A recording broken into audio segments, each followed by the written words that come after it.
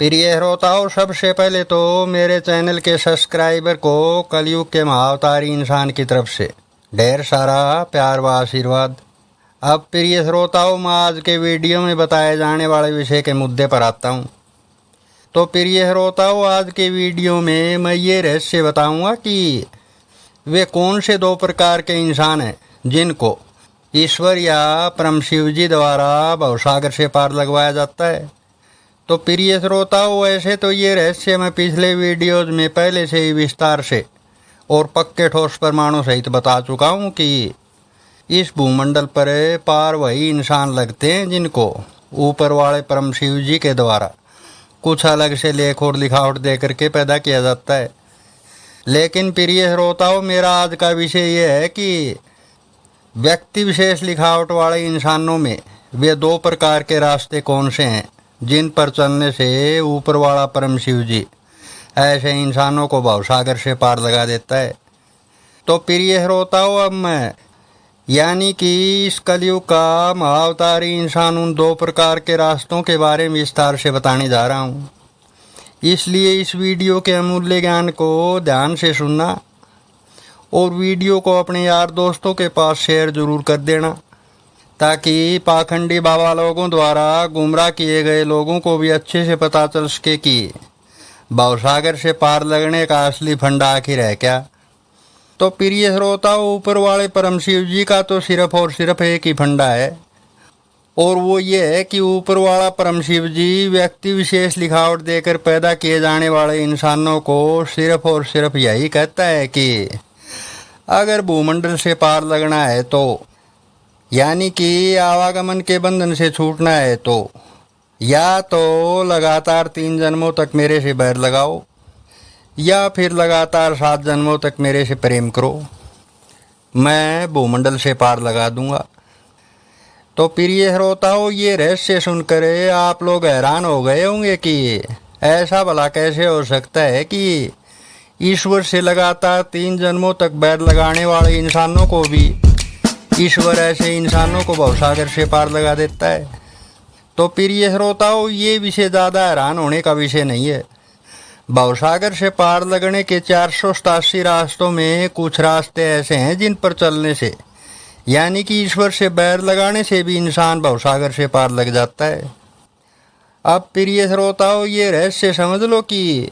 वे कौन से व्यक्ति विशेष इंसान हैं जो लगातार 3 जन्मों तक ईश्वर या ईश्वर के किसी एक रूप से बैर लगाने के बाद भी भवसागर से पार लग जाते हैं। तो प्रिय श्रोताओं, ऐसे इंसानों में वे इंसान आते हैं जो गीता और ग्रंथों, वेदों और पुराणों और शास्त्रों में राक्षस बताए गए हैं। प्रिय श्रोताओं, कलयुग के महाअवतारी इंसान द्वारा बताए गए इस रहस्य को सुनकर ज़्यादा हैरान मत होइए,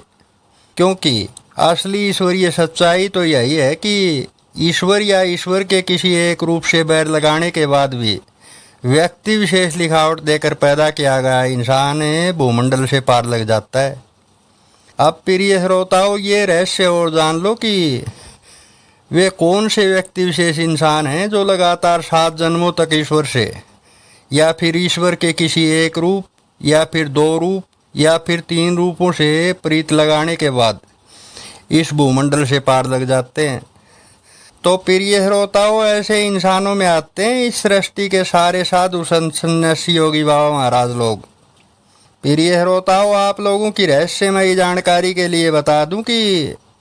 ये जो साधु संत सन्यासी योगी बाबा महाराज लोग होते हैं, ये पहले तो लगातार 3 जन्मों तक ईश्वर की कठोर भक्ति, उपासना या फिर आराधना करते हैं। उसके बाद ईश्वर यानी कि ऊपर वाले परम शिव जी के द्वारा ऐसे इंसानों को लगातार 4 जन्मों तक सवरक कैसे आनंद खेल भोगने को दिए जाते हैं। प्रिय श्रोताओं, इस रहस्य को आप लोग यूं भी समझ सकते हो कि लगातार 3 जन्म भक्ति जीवन और फिर 4 जन्म सवरक कैसे आनंद भोगने के जीवन जन्म, यानी कि हो गई 7 जन्मों की ईश्वर से प्रीत। प्रिय श्रोताओं, आप लोगों की आश्चर्यजनक जानकारी के लिए बता दूं कि जो भी व्यक्ति विशेष लिखावट देकर पैदा किए गए इंसान हैं, ऐसे इंसान ईश्वर या ईश्वर के अलग अलग रूपों से 7 जन्मों तक प्रीत लगाते हैं और ऐसे इंसानों को ईश्वर देवताओं की श्रेणी में रखता है। प्रिय श्रोताओं, इस रहस्य को आप लोग यूं भी समझ सकते हो कि ये इस संसार के जितने भी साधु संत सन्यासी योगी बाबा महाराज लोग हैं, ये सभी इंसान हैं ऊपर वाले परम शिव जी की नज़रों में देवताओं की श्रेणी में आते हैं। प्रिय श्रोताओं, इस विषय पर ज़्यादा विस्तार से जानना चाहते हो तो फिर आप लोग मेरे द्वारा इसी चैनल पर बनाया गया ये फेमस हस्तियाँ कौन है वाला वीडियो पूरा ज़रूर सुनिए। कुछ ऐसा जानोगे जो आप लोगों की कल्पना से भी परे है। प्रिय श्रोताओं, इस वीडियो के आखिर में यही कहूँगा कि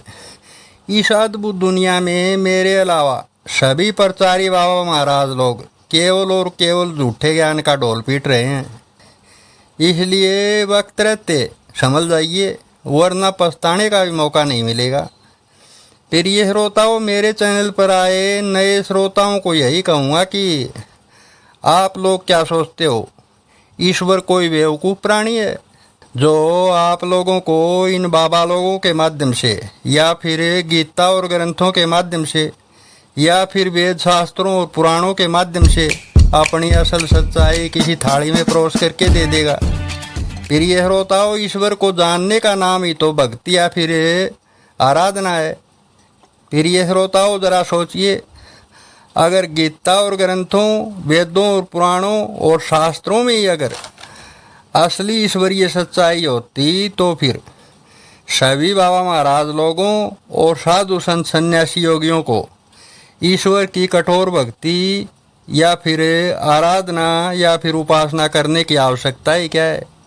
प्रिय श्रोताओं, ईश्वर की असली सच्चाई जाननी है तो फिर आप लोग मेरे चैनल पर आइए और मेरे चैनल के कुछ वीडियो सुनकर तो देखिए। आप लोगों को तीसरा वीडियो सुनते ही खुद ही एहसास हो जाएगा कि अब तक आप लोग कितनी बड़ी गलतफहमी में जी रहे थे। प्रिय श्रोताओं, वीडियो के आखिर में यही कहूँगा कि